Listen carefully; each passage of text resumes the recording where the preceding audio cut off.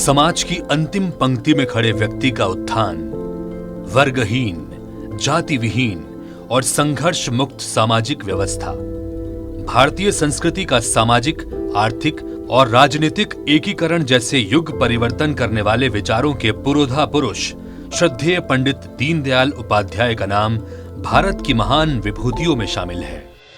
युग पुरुष पंडित दीनदयाल उपाध्याय ने अंत्योदय, एकात्म मानववाद और सांस्कृतिक राष्ट्रवाद का ऐसा सपना देखा जिससे सिर्फ भारत ही नहीं बल्कि पूरे विश्व का संपूर्ण सर्वांगीण विकास हो सकता है। भारतीय जनता पार्टी के वैचारिक मार्गदर्शक और नैतिक प्रेरणा स्रोत रहे पंडित दीनदयाल जी के कालजयी विचार आज भी जनहित की योजनाओं के आधार हैं। बाल्यकाल से ही उनके संघर्ष की शुरुआत हो गई थी और अपने विचारों के लिए वो जीवन भर संघर्षशील रहे। 25 सितंबर 1916 को उत्तर प्रदेश की मथुरा में जन्मे दीनदयाल उपाध्याय ने अल्प आयु में ही अपने माता पिता को हमेशा के लिए खो दिया था। ननिहाल में रहकर उन्होंने राजस्थान के सीकर से हाई स्कूल पास किया। कानपुर के सनातन धर्म कॉलेज में बीए की पढ़ाई के दौरान वो राष्ट्रीय स्वयंसेवक संघ में आ गए। आगरा में एमए की पढ़ाई के दौरान उनका परिचय भारत रत्न श्री नानाजी देशमुख और श्री भाऊराव देवरस से हुआ, जहां से दीनदयाल जी के जीवन में बड़ा बदलाव शुरू हुआ। इसके कुछ साल बाद वो संघ के प्रचारक बन गए।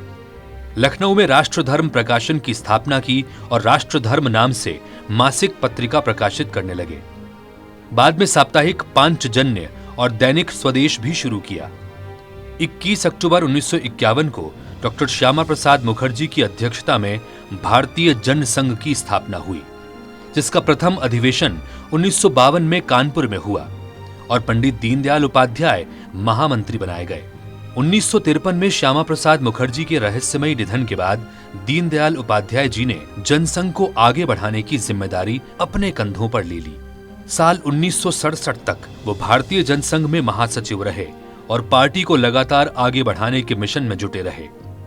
दिसंबर 1967 में भारतीय जनसंघ के 14वें अधिवेशन में सर्वसम्मति से पंडित दीनदयाल उपाध्याय अध्यक्ष चुने गए। लेकिन इसके कुछ हफ्ते बाद 11 फरवरी 1968 को लखनऊ से पटना जाने के दौरान मुगल सराय में रेलवे लाइन के किनारे उनका शव मिला।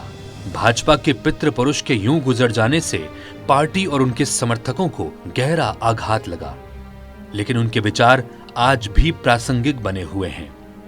पंडित दीनदयाल उपाध्याय का मानना था कि भारत को औद्योगिकीकरण के रास्ते पर चलते हुए अनाज के मामले में भी आत्मनिर्भर बनना चाहिए। आज इसी को आधार बनाकर किसानों के कल्याण के लिए कई योजनाएं चलाई जा रही हैं। उनके अंत्योदय के सिद्धांत का मतलब भारत के अंतिम व्यक्ति को समृद्ध करना था। एकात्म मानववाद की विचारधारा का मूल सांस्कृतिक राष्ट्रवाद है, जो समाजवाद और व्यक्तिवाद से अलग सोचने की आजादी देता है। उनका मानना था कि अगर हम एकता चाहते हैं तो हमें भारतीय राष्ट्रवाद को समझना होगा, जो हिंदू राष्ट्रवाद है और भारतीय संस्कृति हिंदू संस्कृति है। भारत की जड़ों से जुड़ी राजनीति, अर्थनीति और समाज नीति ही देश के भाग्य को बदलने का सामर्थ्य रखती है। कोई भी देश अपनी जड़ों से कटकर विकास नहीं कर सका है। पंडित दीनदयाल उपाध्याय भारत मां के मुखर और सच्चे सपूत थे। भारत सरकार ने उन्हें श्रद्धांजलि देते हुए 1978 में एक स्मारक डाक टिकट जारी किया है। इसके साथ ही 2017 में गुजरात के कांदला बंदरगाह और 2018 में मुगल सराय जंक्शन का नाम पंडित दीनदयाल उपाध्याय कर दिया गया।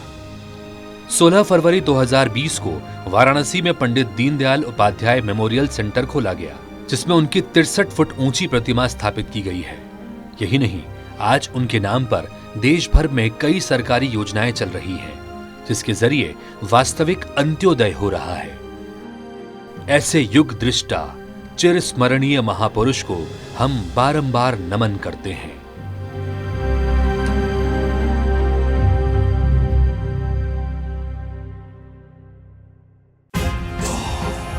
भाजपा संगवारी से जुड़ने के लिए इस चैनल को सब्सक्राइब करें और बेल आइकन पर टैप करें। लाइक और शेयर करना ना भूलें।